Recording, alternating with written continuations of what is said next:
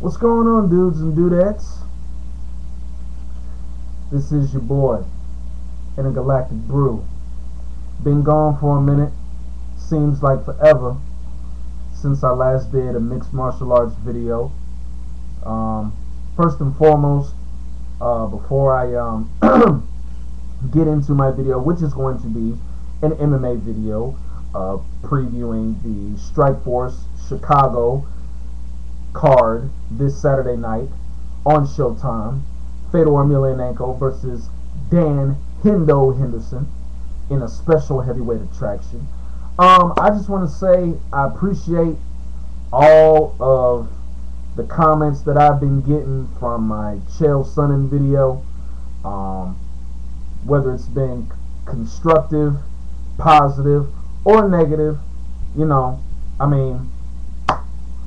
I've been reading mostly every comment that has been posted on my video, and for all you naysayers out there and all you people, that just want to say, derogatory stuff, I'm sorry, y'all.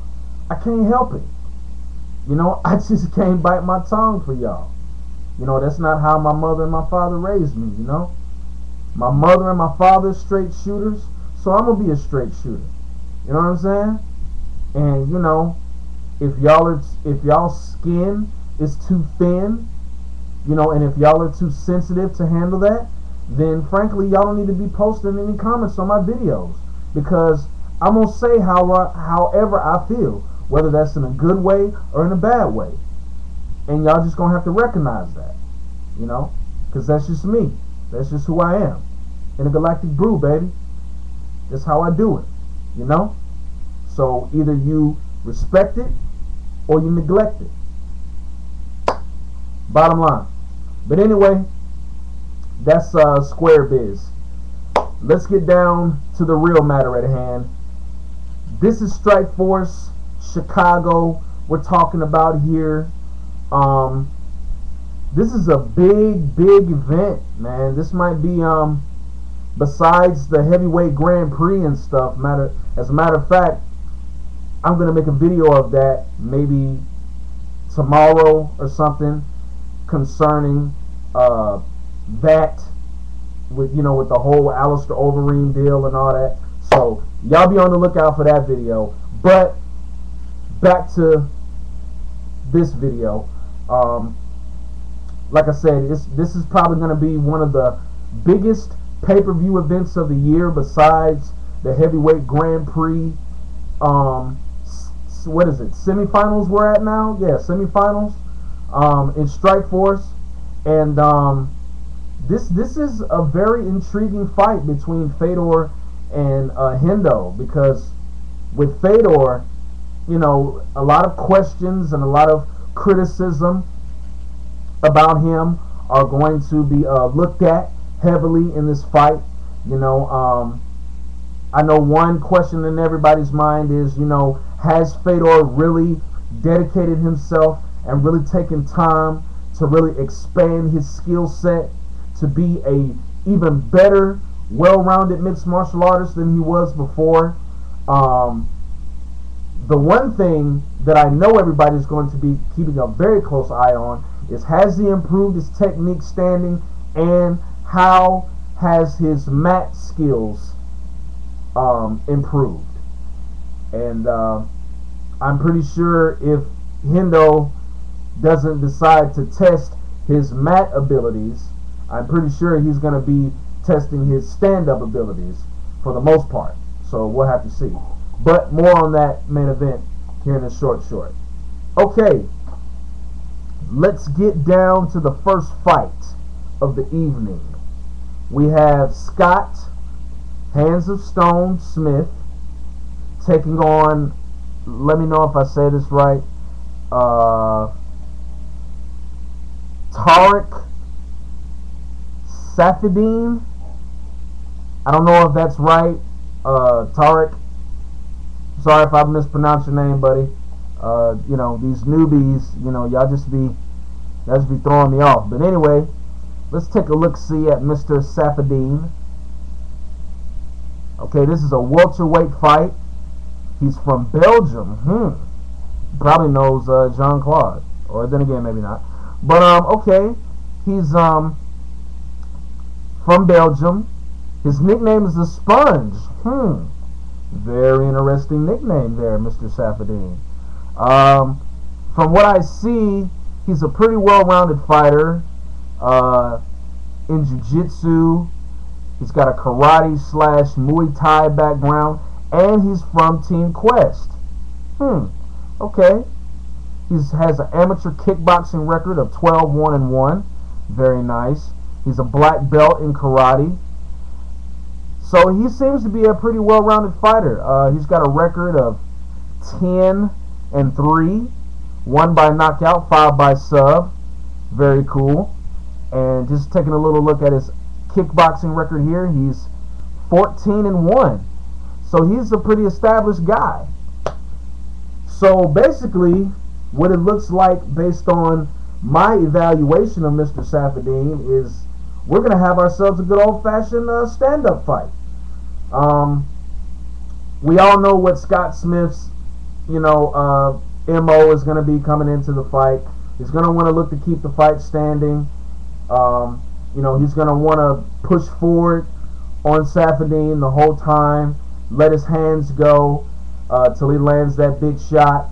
And if Safadine does try to take him down, simple format, stuff to take down, circle, get out of the position of getting backed into the cage, and just keep the fight in the center of the octagon, man, and basically try to lay one on this guy.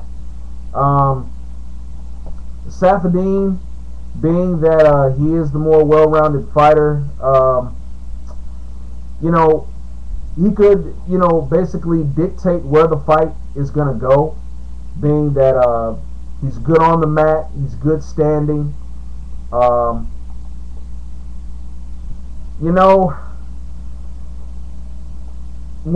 It's one thing, to side with somebody that you never heard of, but then again, it's another thing when you look at a guy's skill set and you see what he can bring to the table. That's another thing.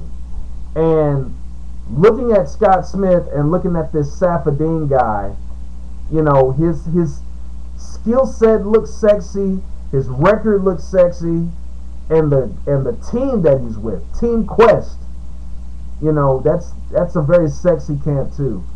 I don't know, man. I mean, my gut is telling me to pick Scott Smith, being that he's the more experienced fighter, I would say. But my mind, just based off what I've seen of this guy, haven't even seen him fight, but just looking at his record and looking at his skill set, my mind is telling me to pick Safadine. And you know what? I'm going to base my decision off of the Kung Lee fight the second time when they fought, and based on his most recent fight with Paul Daly that he lost. And Scott Smith, he's entertaining to watch. He's a deadly striker. You can never count the guy out, and I'm not counting him out in this fight. And I think he has a great chance of knocking this Safadine guy out. But I just think that Safadine is the more well-rounded fighter. And he trains with, in my opinion, the better team in Team Quest. So what I'm going to do is I'm going to go with Safadine here. I like Scott Smith. I really do. He's one of my favorites in Strikeforce. But I have to go with Safadine because I just don't trust that Scott Smith is going to, if the fight does stay standing, I just don't trust that Scott Smith is going to utilize, the whole arsenal of strikes. I just feel like he's going to take a boxer's approach and basically, try to outbox this guy, and just pressure him, the whole time until he lands that one big shot. And really, to be fair, no disrespect, but Scott Smith is really one-dimensional. So I'm going to go with Tarek Safadine. I'm going to go with, let's say late second round TKO. I'm going to go with that. All right. But like I said, I'm not counting Scott Smith out at all, because he is the comeback kid, and he could come back and just shut me up and just land one big punch and just lay this guy flat out, bar none. Next fight. This is a good one. This is a good Styles matchup here. Paul Semtex Daly against Tyron T. Woodley. From my understanding, this is supposed to be a number one contenders match, and the winner of this fight will supposedly get the next crack at the vacant Strikeforce, or I think, is this for the Strikeforce welterweight belt? I don't know. No, but I think the guy who wins this fight could be in line for the next title shot. I don't know, but anyway, this is going to be a good fight. Paul Daly coming off a loss, actually, in a championship fight, ironically enough, against Nick Diaz, who, as we all know, will cross over to the UFC and challenge GSP for the welterweight championship in October. Nice. And also, he had to vacate the welterweight title in the process. That was a part of the deal. So, Paul Daly actually has a chance, to redeem himself here, against Tyron Woodley and get back in the title contention. Now, my only concern for Paul Daly in this fight, and the only concern I have from picking him to win this fight, which I do believe he has a humongous chance of winning, is how has his takedown defense improved? I mean, we've seen flashes of it, but I don't think we've seen it really tested, ever since the fight with Koscheck. I don't really think that, we've seen Paul Daly's takedown defense used to its fullest. So I'm pretty sure that Mr. Woodley is going to be testing that takedown defense, and that's basically going to be his entire game plan. I mean, he may mess around with Daly for a little bit standing up, but I think, he doesn't want to get struck by that bolt of lightning. So, yeah, I think Woodley is going to try to keep this strictly a wrestling match. Take Daly down, wear on him, ground and pound him, possibly look for a submission, get into side control, drop some elbows and punches there, and basically just try to edge him out. But I mean, like I said, Paul Daly has pretty good takedown defense to some extent, so maybe he has been working, on his defensive wrestling. Maybe he has. But if Daly can step the takedowns and force T. Wood to stand with him, then this is Daly's fight to win. Because, while Tyron Woodley has decent striking, Paul Daly is a world champion in striking. So I don't think, if the fight is forced to stand up, I don't think T. Wood is going to want to, mess with any of that for too long. And he's going to find a way to keep this fight staying on the mat.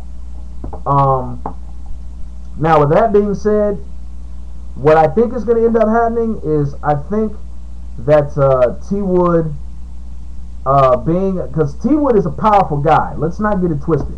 T. Wood is a freakishly powerful guy, and I'm pretty sure he's been watching the film over and over of the Daly Koscheck fight, and I'm sure he saw how explosive and how unpredictable Koscheck was with the takedowns, and I think that's what he's going to do. And I could just see him taking Daly down for most of the fight. I mean, he'll stand up with him for a little bit and probably get, hit a couple of times, but eventually he will be able to get the fight to the ground, and he will be able to wear on Daly and grind on him, and I can see T. Wood winning